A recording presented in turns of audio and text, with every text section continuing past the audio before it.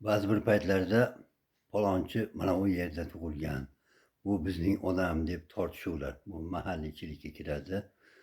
Masalan, o'sha Boburni yoki Mashrabni mana bu yerda tug'ilgan, bu yerda tug'ilgan degan talashuvlar, ularning keragi yo'q.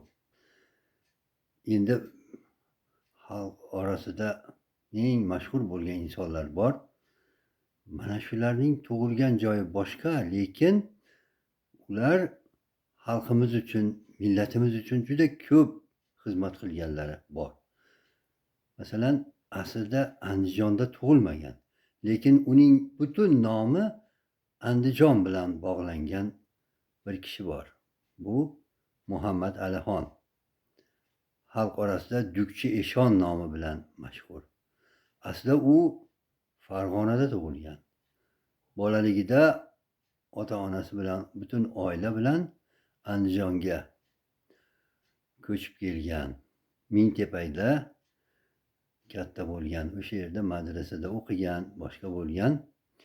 Mingtepani bilasizlar, hozir Marhamat deyiladi. Ana shu yerda o'sgan inson.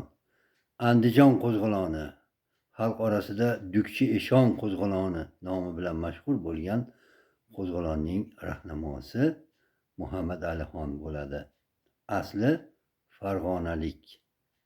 Lekin uning qilgan ishlari aynan Andijonda bo'lganligi uchun ham u andijonlik deb hisoblanadi. Dukchi Eshonni bilamiz. Juda yaxshi, bilimli, har tomonlama yetuk inson bo'lgan. U Chor Rossiyasiga qarshi isyon, qo'zg'olon ko'targan, xalqni ortidan ergashtira olgan haqiqiy qahramon bo'ladi, vatanparvar, millatparvar inson.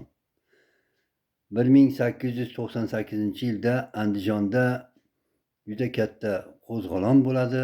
Bu qo'zg'olonga Muhammad Alixon, ya'ni Dukchi Eshon boshchilik qiladi. Mana shu qo'zg'olonda bir holat bo'ladi. Qo'zg'olon kechasi yuz beradi. Hammani chorlagandan keyin askarlar yotgan kazarmaga hujum qilishadi. Soqchilarni hanjar, pichoq, qilichlar bilan o'ldirishadi. Keyin uxlab yotgan askarlarni bir chekkadan o'ldira boshlashadi. Shu paytda bir noto'g'riroq odam bo'ladi. Shu qo'lidagi qurol yerga tushib ketadi. Taraqlab ketgandan keyin boshqa askarlar uyg'onib ketadi. Agar mana shu narsa bo'lmaganda anchagina dushmanni yanchgan bo'lar edi. Xullas, Dukchi Eshon qo'zg'oloni bostiriladi. Yuzlab insonlar o'ldiriladi, to'pga tutiladi.